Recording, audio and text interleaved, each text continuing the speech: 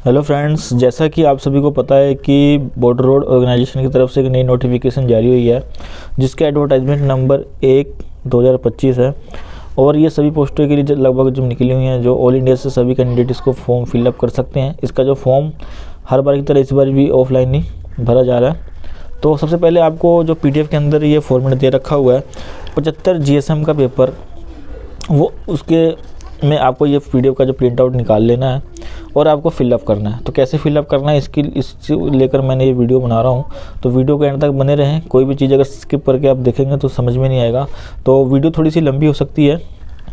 तो let's start करते हैं वीडियो को। तो सबसे पहले आप जो फॉर्मेट देख रहे हैं, नेम ऑफ पोस्ट, यहाँ पे आपने अपना जो पोस्ट है सीरियल नंबर वो डाल देना है। उसके बाद जो सीरियल नंबर में कौन से सीरियल नंबर में है एडवर्टाइजमेंट ने जो दे रखा हुआ है वो सीरियल यहाँ पे डाल देना है। उसके बाद आपको आ जाइए, फ़ोटो यहाँ पे एक लगानी है, जो फ़ोटो हाफ सिग्नेचर नीचे और फ़ोटो के ऊपर हाफ सिग्नेचर आना चाहिए, जैसे कि यहाँ पे लिखा भी हुआ है। उसके बाद हम आ जाते हैं 4th number, category which in applied. तो कौन सी कैटेगरी से आप अप्लाई कर रहे हैं? General, EWS, SC, ST, OBC, ex serviceman, grief ward, army ward, CPL, PWD। तो कोई भी तो यहाँ पे आपको टिक कर देना है। उसके बाद वेटेज ऑफ परसेंटेज के बारे में, ये चीज़ बहुत ध्यान देने वाली बात है। काफ़ी स्टूडेंट से जो 6 नंबर है वेटेज ऑफ परसेंटेज मार्क, इसको फिलअप करने में कन्फ्यूज़न हो रही है और कोई गलती भर ले रहे हैं, तो इस चीज़ को आपको ध्यान देना है। तो इसके लिए आपको क्या करना है, जो आपके 10th में जो मार्कशीट में जो नंबर है वो यहाँ पे आपको फिल कर देना है। जो MSW कुक की जो भर्ती है वो 10th लेवल की है, तो आपको यहाँ पे अपने जो भी एजुकेशन क्वालिफ़िकेशन की जो परसेंटेज है यहाँ पे डाल देनी है। उसके बाद जो ऐड क्लेमेंट एज पर कॉल, तो अगर आपके पास कोई भी सर्टिफिकेट इनमें से है, जैसे कि आप सन ऑफ ग्रीफ हैं तो उसको 15% आप ऐड कर सकते हैं। अगर आपके पास NCC C सर्टिफिकेट है 10% कर सकते हैं। NCC B सर्टिफिकेट है तो आप 5% कर सकते हैं। अगर आप सर्व कर रहे हैं ग्रीफ में तो 15% कर सकते हैं। Son of ex service man के हैं तो आप कर सकते हैं 3%।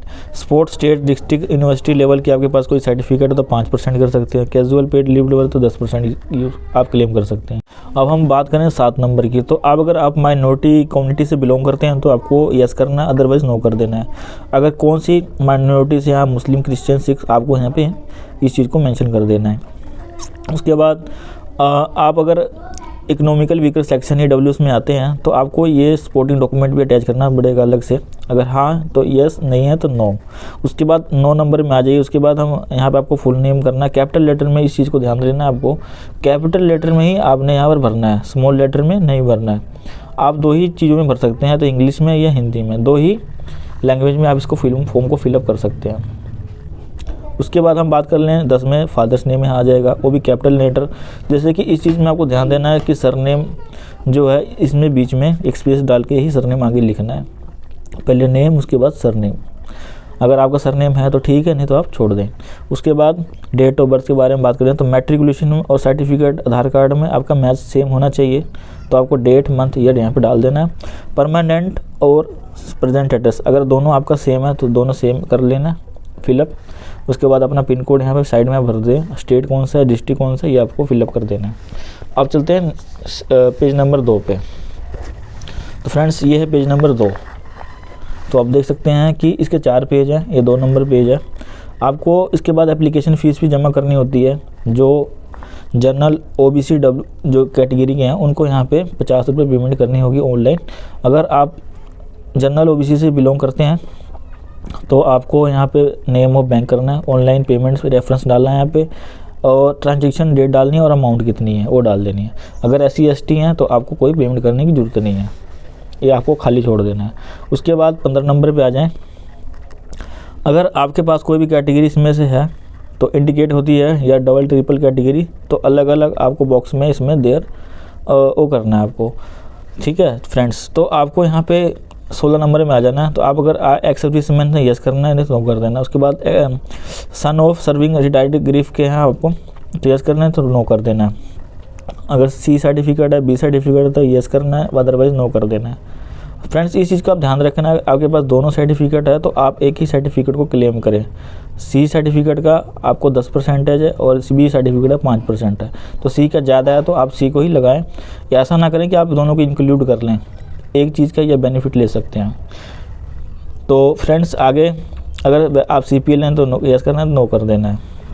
ऐसे स्पोर्ट्स पर्सन है तो आप करना है यस, या नहीं तो नो कर देना है। उसके बाद आ जाइए 17 नंबर, जो आपकी एसेंशियल क्वालिफिकेशन है वो आपको यहाँ डिटेल देनी है। यहाँ नेम ऑफ एग्ज़ाम का देना है, पासिंग ईयर देना है, कौन सा बोर्ड है, कितने में से कितना आया, आउट ऑफ कितना आया, परसेंटेज यहाँ पे शो कर देना है। और यहाँ पे कौन सा सब्जेक्ट है, साइंस, यहाँ पे लिखा नहीं है, मैं भर दूँगा इसको। और टेक्निकल क्वालिफिकेशन अगर आपके पास है हाईएस्ट तो आप भर सकते हैं, अदरवाइज छोड़ सकते हैं, क्योंकि ये 10th लेवल की है। तो आपको यहाँ पे अपने परसेंटेज जो है इसके अकॉर्डिंग आपको नीचे फिल कर देना है। उसके बाद इसको आपको खाली छोड़ देना है। ये ड्राइवर के लिए होता है, जो MT रोड रोलर और OAM के लिए है ये ओनली। तो ये अगर आपके पास है तो भर सकते हैं, अदरवाइज छोड़ सकते हैं, अगर कुक की भर्ती के लिए आप फॉर्म भर रहे हैं तो। उसके बाद हम आगे पेज नंबर 3 पे आ जाएँ। तो आपको टोटल एक्सपीरियंस क्या है, आपके पास एक्सपीरियंस सर्टिफिकेट तो आपको यहाँ पे मेंशन करना है कि पीरियड कितने से कितने टाइम का, अगर है तो आप भर सकें, नहीं तो आप उसको छोड़ सकते हैं। और यहाँ पे BRO CPL जो एक्सपीरियंस सर्टिफिकेट है फ्रेंड्स, ये जो 20 नंबर है only for BRO labour CPL experience है, लिख लिए। अगर आपके पास हो इसको फिल करके आपको इसकी जो एक फ़ोटोकॉपी अटैच करनी होगी आपको। उसके बाद 21 नंबर में आपको यहाँ पे कॉन्टैक्ट नंबर, मोबाइल नंबर आपको यहाँ लिखना है, आधार कार्ड नंबर। नीचे आपको जो 23 नंबर पे कॉन्टैक्ट नंबर, ईमेल आईडी यहाँ पे फिल करना है। उसके बाद 24 नंबर पे ये डिक्लेरेशन है, आपको ये पूरा रीड करके उसके बाद प्लेस डेट यहाँ पे आपको लेफ्ट थंब का जो है आपको लगानी है और अपना सिग्नेचर कर देना है। अब आए नेक्स्ट पेज पे। तो जो चौथा नंबर पेज है, ये आखिरी पेज है। आपको यहाँ पे जो चीज़ ध्यान से भरनी है, इसमें कुछ ज़्यादा एक्स्ट्रा कुछ नहीं भरना है। जो चीज़ में मैं आपको बता रहा हूँ, आपको जस्ट वही चीज़ फिलअप करना है फ़िलहाल। तो आपको यहाँ पर फ़ोटो एक करनी है, इस पर कोई भी यहाँ पे क्रॉस सिग्नेचर या फ़ोटो के ऊपर नहीं होनी चाहिए, सिंपली आप इसको अटैच कर लें, ना इसमें स्टेपलर लगाएं। उसके बाद नेम, यहाँ पे फादर्स नेम, हाउस नंबर जो भी आपका है इसके अकॉर्डिंग, विलेज पूछा है, तहसील, स्टेट, आधार नंबर, ये सब डिटेल भर लें। उसके बाद post office, district, pin code. तो at the time of submission of application के बारे में आपको यहाँ पे साइन कर लेना और थंब इम्प्रेशन लगा के इसको आप यहाँ पे आपका काम ख़त्म हो जाएगा। तो उसके बाद कौन कौन से डॉक्यूमेंट आपको आगे इसको अटैच करके भेजने हैं। तो सबसे पहले आपको बता दूं, आपको आधार कार्ड, जाति सर्टिफिकेट, निवास सर्टिफिकेट है, अगर आपके पास 10th और +2 की मार्कशीट है, ITI की सर्टिफिकेट है, जो भी मांगा गया, जो रिक्वायरमेंट है जो पोस्ट के लिए, उसके साथ एक्सपीरियंस सर्टिफिकेट है तो भी आप लगा सकते हैं। इस सभी डॉक्यूमेंट को सेल्फ अटेस्टेड करके आपको इस एनवलप के अंदर डाल के आपको भेजना है। तो इस एनवलप के ऊपर आपको ये कुछ इस प्रकार से लिख लेना है, ये मैं आपको इसके बारे में आगे बता रहा हूँ। तो इसके बारे में आपको वेटेज परसेंटेज के बारे में, जैसा कि कॉल लेटर के लिए यूज़ होगा ओनली, जो आपको ये मैंने बताया, वेटेज फिर ओनली कॉल लेटर इशू करने के लिए, इसमें आपके बाद कोई मेरिट लिस्ट में आपका ये परसेंटेज नहीं ऐड होंगे। तो जो आखिरी में सबसे बाद जो आपका काम आएगा, एनवलप पे आपको क्या लिखना है, application for the post of MSW को कैटेगरी, आपकी जो कैटेगरी SC ST OBC कोई भी है, weightage percentage in essential qualification, जो भी क्वालिफिकेशन है आपको यहाँ फिल कर देनी है, और जो भी आपका सर्टिफिकेट है आपको यहाँ मेंशन कर देना है। एडवर्टाइजमेंट नंबर 1/2025, फ्रॉम कहाँ से आप भेज रहे हो आप करना है, father's name, address, district, state, pin, आपको अपना मोबाइल नंबर भी यहाँ पे डाल देना है। जो भी आपके पास पोस्ट ऑफिस दोबारा आपके पास अगर आएगा तो उससे आपको जब डाकिया आपको कॉन्टैक्ट कर सके। उसके बाद कमांडेड किसको भेजना, कमांडेंट गिरीफ सेंटर डिगी कैंप पुणे, ये सिर्फ सभी कैपिटल लेटर में ही आपको फिल करना है और इसको रजिस्टर्ड पोस्ट से ही आपको भेजना, स्पीड पोस्ट नहीं करना है, रजिस्टर्ड पोस्ट से ही आपको इसको सेंड करना है। इसमें लिखा गया साफ साफ, तो इसलिए आपको इस चीज़ का ध्यान रखना है, आपको स्पीड पोस्ट नहीं करना है। इन सभी डॉक्यूमेंट को आपको क्या करना है, सेल्फ अटेस्टेड करके फ़ोटोकॉपी इनकी करा के उसके साथ आपको अटैच कर देना है, इनके साथ सबको इकट्ठा करके उसके बाद आपको इस एनवलप के अंदर क्या करना है, डाल देना है। ठीक है फ्रेंड्स। उसके बाद अगर आपके पास छोटा लिफाफा है तो आप डाल सकते हैं, अदरवाइज़ इसमें कुछ नहीं बोला गया कि आप अलग से इसमें एनवलप डालें, फ़ोटो डालें। जो आपके पास 2 फ़ोटो में जो दी गई हैं बस यही आपको डाल के आपको आगे भेजना है। अदरवाइज़ अगर आपको पास कोई भी एक्स्ट्रा कोई फ़ोटो नहीं भेजनी है और इस छोटे एनवलप को भी आपको साथ नहीं भेजना है, ओनली सिर्फ एक को भेजना है।